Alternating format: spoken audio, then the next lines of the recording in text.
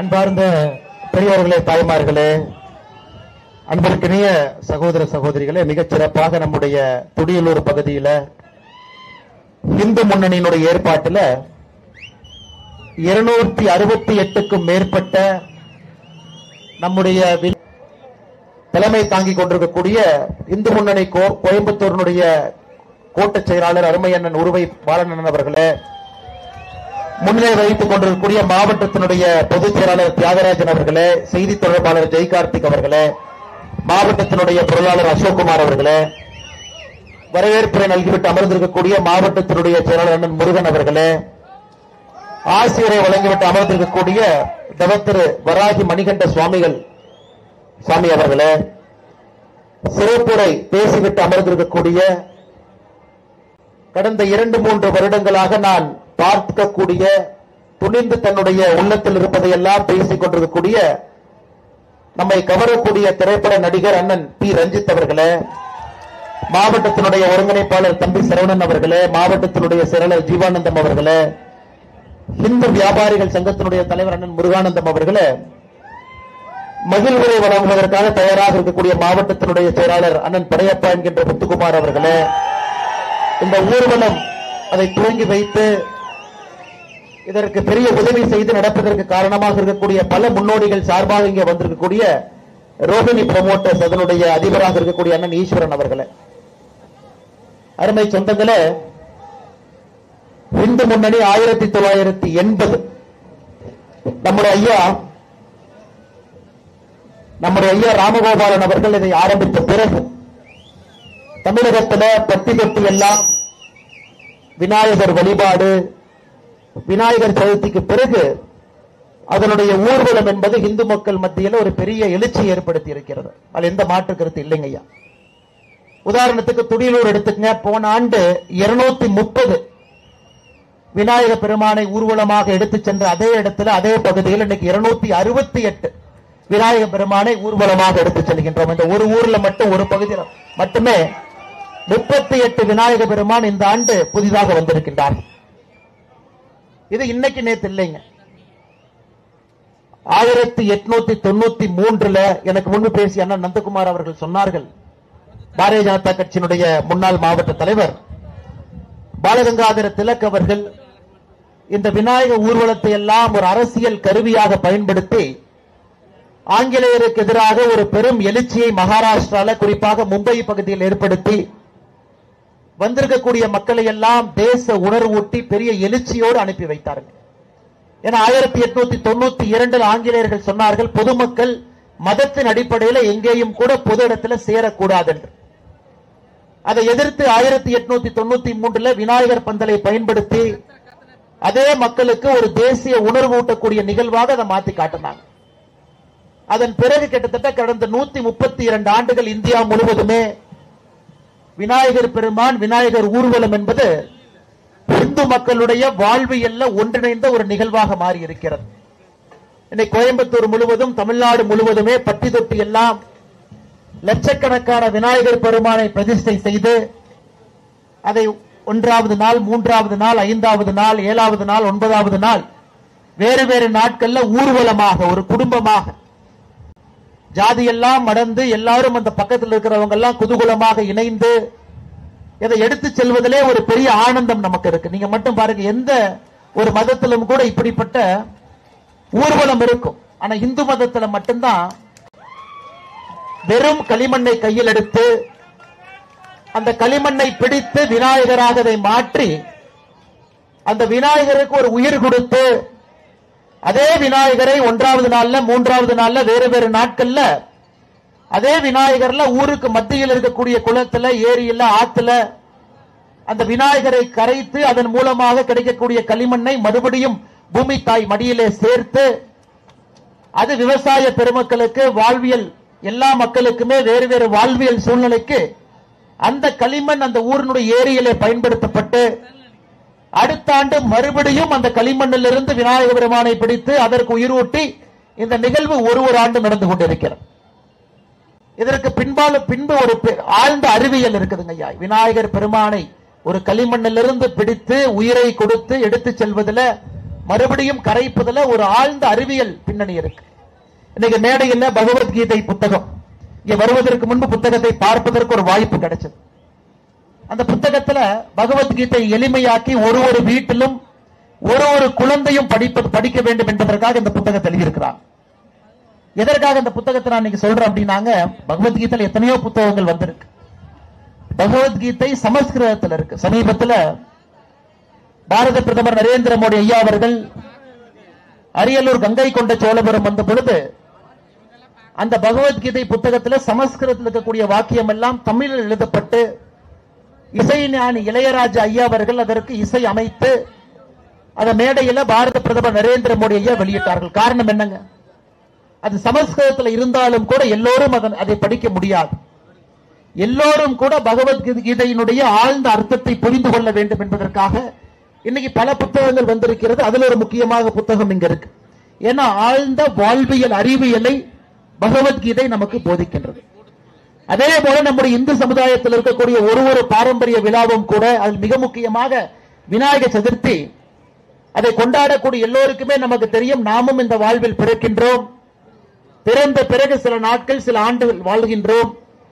வாழும் போது மக்களுக்கு நம்மால் என்ன உதவி முடியுமோ செய்யறோம். நாமும் ஒரு நாள் எப்படி இந்த விநாயக பெருமானை சென்று நாம் கரைக்கின்றோமோ அதே போல் நாம் கரைக்கின்றோம். ஆனால் விநாயக பெருமானுக்கு இருக்கக்கூடிய சோல், ஜீவம் நம்ம சொல்றோம், அது எப்பொழுதும் உயிரோடு இருக்கிறது. அதே போலதான் ஒரு மனிதனுக்கு இருக்கக்கூடிய ஆத்மாவும் உயிரோடு இருக்கிறது. மறுபடியும் அடுத்த ஆண்டு அதே விநாயகரை கொண்டு வருகின்றோம். இது நம்முடைய இந்து தர்மத்தினுடைய ஆழ்ந்த அறிவியல். ஆனா இதை எதற்காக அரசியல் கட்சிகளும் சில காவல்துறை நண்பர்களும் எதிர்க்கின்றார்கள் என்பது எனக்கு புரியலை. போன ஆண்டு இதே துடியலூர்ல விநாயகர் சதுர்த்தி ஊர்வலத்தப்பட்ட பொழுது கலவரம் யாரும் ஏற்படுத்தவில்லை. கலவரத்தை போன ஆண்டு ஏற்படுத்தியதே காவல்துறை தான். ஊர்வலம் செல்லும் பொழுது அந்த ஊர்வலத்தில் இருக்கக்கூடிய தொண்டர்களை அடிப்பது, சாட்டையால் அடிப்பது, போன ஆண்டு பெரும் இன்னல்களுக்கு இந்த வண்டியில யாரெல்லாம் போறாங்களோ அவர்கள் ஆட்படுத்தப்பட்டார். அதை இந்து முன்னணி கடுமையாக கண்டித்த பிறகு, இங்க இருக்கக்கூடிய மக்களுடைய கோபத்துக்கு ஆளான பிறகு இன்னைக்கு காவல்துறை நண்பர்கள் இந்த ஆண்டு நிறைய தளர்வுகளை ஏற்படுத்தி உண்மையாலுமே விநாயகர் சதுர்த்தி விழாவிற்கு எந்த இடையூறும் ஏற்படுத்தாம காவல்துறை நடந்து கொண்டிருக்கின்றார்கள். அதற்காக என்னுடைய தனிப்பட்ட முறையில் அவர்களுக்கு நான் பாராட்டுகளும் தெரிவித்துக் கொள்கின்றேன். காரணம், இது போன்ற நிகழ்வுகள் மட்டும்தான் மக்களை ஒன்றிணைக்கிறது. இது போல நிகழ்வுகள் மட்டும்தான் இந்து தர்மத்தை பிணைப்பாக வைத்திருக்கிறது. இது போன்ற நிகழ்வுகள் மட்டும்தான் இந்தியன் என்கின்ற பெருமைக்குரிய பாரதிய அடையாளத்தை அந்த மனிதனுக்கு அளிக்கிறது. அதனால் இதை காவல்துறை சேதப்படுத்த நான் விடமாட்டேன் என்று சொன்னால் பிரச்சனை அவர்களுக்குத்தான், பிரச்சனை மக்களுக்கு இல்லை. காரணம், மக்கள் ஒன்றாக இருக்க வேண்டும் என்று காவல்துறை விருப்பப்பட்டால் இது போன்ற நிகழ்வுகள் மூலமாகத்தான் அந்த ஒற்றுமை உணர்வு மக்களுக்கு வரும். அதனால் ஒரு ஆண்டும் கூட புதிதாக ஒரு விநாயகர் வைப்பதே இன்னைக்கு பெரிய பாடாக இருக்கிறது. போன ஆண்டு எவ்வளவு வச்சீங்களோ அவ்வளவு மட்டும் வைங்க. அதற்கு மேல் ஒரு விநாயகரை நீங்கள் வைக்க வேண்டும் என்றால் கிட்டத்தட்ட 20க்கும் மேற்பட்ட பர்மிஷன் வாங்கணும். என்ஓசி வாங்கிட்டு வாங்க, லேண்ட் ஓனரை போய் பாருங்க, ஃபயர் சர்வீஸ் டிபார்ட்மெண்ட்டை போய் பாருங்க, ரெவென்யூ தாசில்தாரை பாருங்க, வில்லேஜ் அட்மினிஸ்ட்ரேட்டிவ் ஆபீசரை பாருங்க. புதிதாக ஒரு விநாயகரை நீங்கள் இணைக்க வேண்டும் என்றால் மிகப்பெரிய பிரச்சனை ஏற்படுத்திக் கொண்டிருக்கின்றார்கள். அரசு புரிந்து கொள்ள வேண்டும். அரசனுடைய வேலை என்பது மக்கள் எந்த தர்மத்தை எந்த மதத்தை சார்ந்தாலும் அவர்கள் செய்யக்கூடிய பண்டிகைகளுக்கு ஒத்துழைப்பு, நன்றாக அந்த பண்டிகைகள் நடக்க வேண்டும் என்பதற்காக அரசு உறுதுணையாக இருப்பது மட்டும்தான் அவர்களுடைய வேலை. அதனால் துடியலூரில் 230 268 வைத்திருக்கக்கூடிய விநாயகர் உயர்ந்திருந்தாலும் கூட தமிழ்நாடு முழுவதுமே அரசு 2021 அவர்கள் போட்டிருக்கக்கூடிய கடுமையான கட்டுப்பாடுகள்ல ஒரு தளர்வு வேண்டும். 2021 திராவிட முன்னேற்ற கழக ஆட்சிக்கு வந்த பிறகு கொஞ்சம் யோசிச்சு பாருங்க, எவ்வளவு பிரச்சனைகள் 2021 விநாயகர் செய்யற இடத்துல பிரச்சனை, விநாயகர் விக்கிற இடத்துல பிரச்சனை, விநாயகரை வாங்கி வீட்டுக்கு கொண்டு வந்தீங்கன்னா அங்க பிரச்சனை, ஊர்வலமாக கொண்டு சென்றால் பிரச்சனை. பல ஊர்ல காவல்துறை நண்பர்களே விநாயகருடைய தும்பிக்கை எல்லாம் உடைத்து கரூர் மாநகரத்தில் சில இடத்தில் நடந்தது, பெரிய பிரச்சனை ஏற்படுத்தினார். அன்றிலிருந்து 2022, 23, 24 எல்லாம் பார்க்கும் பொழுது இது மக்கள் எல்லாம் ஒன்றாக இணைந்து இந்த விழாவை நடத்திக் கொண்டிருக்கின்றார்கள். அரசை பொறுத்தவரை நடுநிலைமையாக இருக்கக்கூடிய அரசு இதை தடுப்பதற்கான மொத்த முயற்சியிலும் கூட இறங்கி இருக்கின்றார்கள். அதை நாம் கண்டிக்க வேண்டும். காரணம், இது போன்ற விழாக்கள் மட்டும்தான் நம்மிடையே பிணைப்பை ஏற்படும். நீங்களே யோசிச்சு பாருங்க, 365 நாட்கள்ல எத்தனை இந்து விழாவில் இது போன்ற குதூகலமாக கோலாகலமாக இளைஞர்களிலிருந்து பெரியவர்கள் வரை ஒரு குடும்பமாக எந்த வேலை செய்தாலும் கூட விநாயகர் பந்தலுக்கு வந்த பிறகு அனைவரும் சமம் என்கின்ற நோக்கில் எத்தனை விழாக்கள் நம்மை ஒன்றிணைக்கிறது என்று யோசித்து பாருங்க. அதனால் இந்து முன்னணிக்கு நாம் அனைவரும் இந்த நேரத்திலே பாராட்டியே தீர வேண்டும். 1980 வீரத்துறவி ஐயா ராமகோபாலன் ஐயா அவர்கள் ஒரு சூழலை எடுத்தாங்க. பட்டி தொட்டி எல்லாம் விநாயகர் சிலையை வைக்கணும். ஐயாவுடைய முக்கியமான சூழ்நிலை ஒரு பஞ்சாயத்திலும் ஒரு விநாயகர் சதுர்த்தி ஊர்வலம் நடத்தப்பட வேண்டும். அந்த பஞ்சாயத்தில் குறைந்தபட்சம் ஒன்று அந்த பஞ்சாயத்தினுடைய ஏரி குளங்கள்ல விசர்ஜன் நடக்கணும். இன்னைக்கு 1980 நிச்சயமாக நாம் ஒரு கடினமான பாதையை கடந்து வந்திருக்கின்றோம். விநாயகர் சதுர்த்தி ஊர்வலத்தை பட்டி தொட்டி எல்லாம் எடுத்து சென்றிருக்கின்றோம். எல்லா இடத்துக்கு போயிருக்கு. நாமும் யோசித்து பார்க்க வேண்டும். நம்முடைய கடமை. வீரத்துறவி ஐயா மேலிருந்து நம்மளை பார்த்துக்கிட்டு இருக்காங்க. அவர் நமக்கு இட்டு சென்ற பணியை நாம் செவ்வனே செய்கின்றோமா? இன்னும் அடித்தளத்துக்கு எடுத்து சென்றிருக்கின்றோமா? குறிப்பாக இன்னைக்கு நாம போய் விநாயகர் எல்லாத்தையும் விசர்ஜன் பண்றோம். எந்த இடத்துல ஐயா பண்றோம்? எங்கே சொல்லி நாம ஊருடைய ஏரி குளத்துல எத்தனை ஏரி குளத்துல தண்ணி இருக்குதுங்க?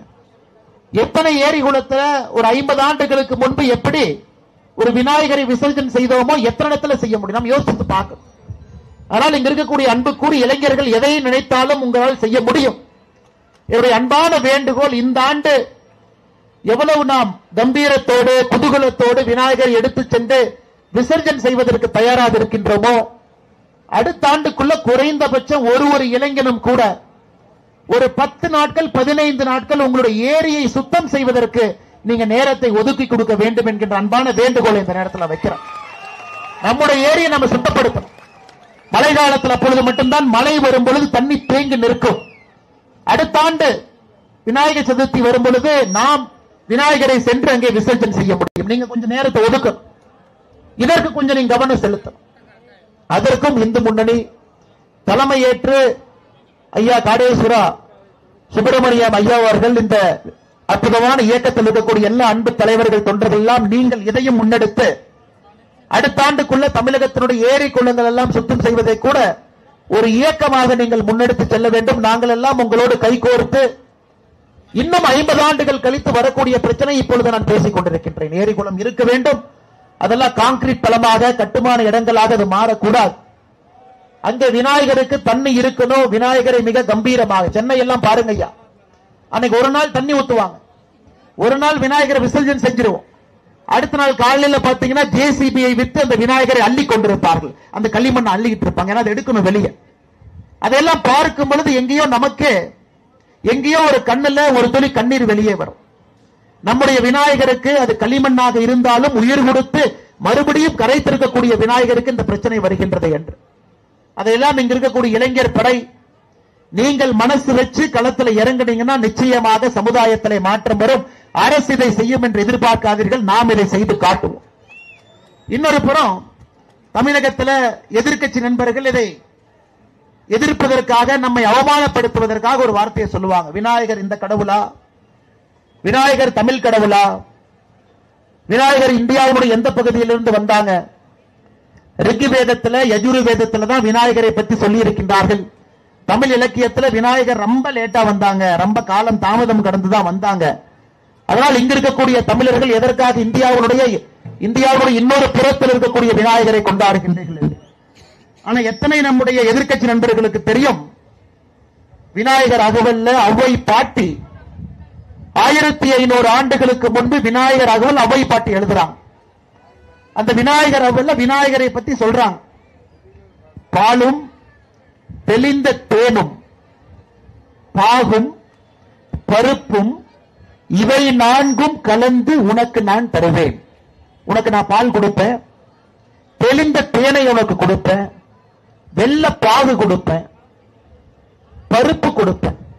இதை 4ம் கலந்து விநாயகருக்கு நான் தருவேன். கோலம் செய் துங்க கரிமுத்து தூமணியே நீ எனக்கு சங்கத்தமிழ் 3ம் தான். மிக அற்புதமாக வடிவத்தில் இருக்கக்கூடிய யானை முகம் கொண்ட விநாயகனே, இந்த 4ம் நான் உனக்கு கொடுத்திருக்கேன். நீங்க எனக்கு சங்கத்தமிழ் இயலிசை நாடகம் 3 எனக்கு தர வேண்டும் என்று 1400 ஆண்டுகளுக்கு முன்பே அவ்வை பாட்டி விநாயகர் சொல்லிய போட்டு ஆரம்பிக்கிறோம். விநாயகருக்கு பிடித்தமான இந்த 4ஐயும் பலகாரமாக பிடித்து வைக்கின்றோம். இயலிசை நாடகம் இதை 3ஐயும் நாம் கற்றுக்கொள்ள வேண்டும் என்றால் விநாயகருடைய அருள் நமக்கு வேண்டும் என்று கேட்கின்றோம். இது தமிழ் மரபுல தமிழர்களோடு கலந்திருக்கக்கூடிய ஒரு பண்டிகை. எல்லா கடவுளையும் விட விநாயகருக்கு பாருங்க பிடித்தமான பொருளே 4 தான். 4 எளிதாக எல்லா குடும்பத்திலும் கிடைக்கக்கூடிய பொருள். பால், தேன், வெள்ளப்பாகு, பருப்பு 4 தான். எந்த குடும்பத்தில் யார் வேண்டுமானாலும் இந்த 4 எடுத்து விநாயகர் கொடுக்கலாம். வேற எதுவும் ஆடம்பரமாக விநாயகருக்கு தேவையே கிடையாது. ஒரு களிமண்ணில் விநாயகரை உருவாக்கலாம். மஞ்சள் தூளில் தண்ணியை கலர்ந்து அதிலிருந்து விநாயகரை உருவாக்கலாம். மிக எளிமையாக உருவாக்கக்கூடிய ஒரு கடவுள். இந்த கடவுளை நாம் போற்றி பேணி பாதுகாக்கும் பொழுது நமக்கு தேவையான 3 கலைகளையும் கூட சங்கத்தமிழையும் கூட நமக்கு இவர் கொடுப்பார் என்கின்ற நம்பிக்கை.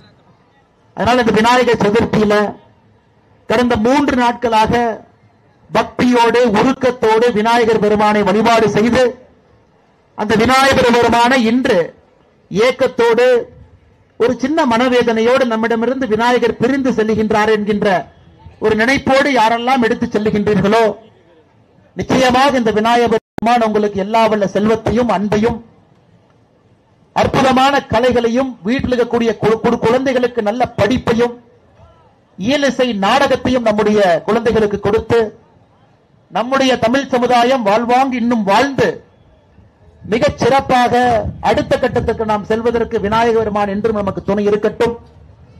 அதே போல எப்படி விநாயகர் பந்தல்ல அரசியல் பேசக்கூடாது என்கின்ற மரபு இருந்தாலும் கூட நாம் புரிந்து கொள்ள வேண்டும், விநாயகருக்கு தீங்கிழைக்கக்கூடிய எல்லோரையும் வெளியேற்ற வேண்டிய நேரம் இது. இன்னைக்கு நம்முடைய இந்து முன்னணியினுடைய பத்திரிகையில கூட விநாயகர் சதுர்த்தியில மிக முக்கியமாக 2-3 விஷயத்தை நாம் சொல்லி இருக்கின்றோம். மிக முக்கியமாக கோவில் நகைகளை உருக்கி வங்கியில் டெபாசிட் செய்த கணக்கில் எவ்வித வெளிப்படை தன்மையும் இல்லை. 3 லட்சம் கோடி ஒரு அரசு பட்ஜெட் போட்டோம். எங்க அரசுக்கு வருமானம் இல்ல, கோயில்ல பக்தர்கள் கொடுத்த நகைகளை உருக்கி அதுல வரக்கூடிய சில கோடிகளை வைத்துத்தான் இந்த அரசை நடத்த வேண்டும் என்று திராவிட முன்னேற்ற கழகம் இன்று பிச்சை எடுத்து பிழைப்பு நடத்திக் கொண்டிருக்கின்றார். கோவில்ல ஒருவரும் மன உருகி அரசுக்கு இதை கொடுக்க வேண்டும் என்று கோவிலுக்கு கொடுக்க வேண்டும் என்று கொடுத்தது அரசு கொடுக்க வேண்டும் என்பதல்ல. அதற்கு அரசு சொல்றாங்க இல்ல உடைஞ்சு போன நகை பயன்படுத்த முடியாத நகையை உருக்கி இருக்கின்றோம் என்று. ஆனால் இதுவரை தமிழ்நாட்டில் எத்தனையோ சாமானிய மக்கள் கேள்வி கேட்டும் கூட எவ்வளவு டன் நகையை உருக்குனீங்க, அது எப்படிப்பட்ட நகை, அது உருக்கப்பட்ட நகை எங்கே இருக்கிறது, அதன் மூலமாக எவ்வளவு வருமானம் அரசுக்கு வந்திருக்கிறது, அந்த வருமானத்தை என்ன செய்திருக்கின்றீர்கள் என்பதற்கான பதில் கிடையாது. ஒரு கோவிலிலும் கூட ஆகமிக விதி மீறப்படுகிறது. என்னை கேரளால கம்யூனிஸ்ட் அரசு விஜயன் அவர்கள் ஐயப்ப மாநாடு கேரளாவில் நடத்துறார். இதுல கொடுமை என்ன தெரியுங்களா? பேய் பேய்னு கேட்டா